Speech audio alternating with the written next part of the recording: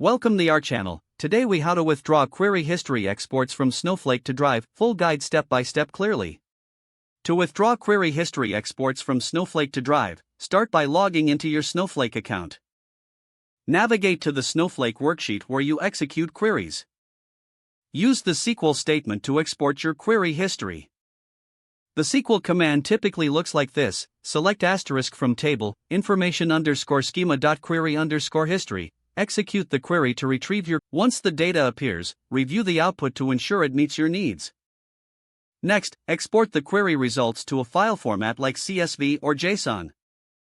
To do this, use the export functionality within the Snowflake interface. After exporting, locate the downloaded file on your device. Now, open your Google Drive account in your web browser. In Google Drive, click on the New button to create a new folder or select an existing one. Once you're in the desired folder, click on the Upload Files option. Browse your device to find the exported file. Select the file and initiate the upload process. Wait for the upload to complete, which may take some time depending on file size. Once the upload is finished, your exported query history file will be available in Google Drive. You can now access it from any device linked to your Google Drive account.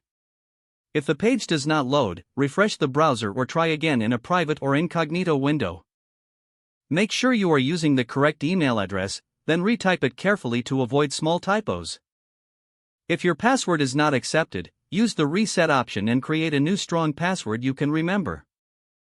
Check your spam folder for verification or security emails, then complete any requested confirmation steps. Enable two-factor authentication if available to improve account security and reduce unauthorized access risk. After signing in, review your profile details so your contact information and settings are accurate and current. If you see an error message, note it down and try again after restarting your device and internet connection. Log out when you finish, especially on shared devices, to keep your account and payment information secure. If the page does not load, refresh the browser or try again in a private or incognito window. Make sure you are using the correct email address, then retype it carefully to avoid small typos.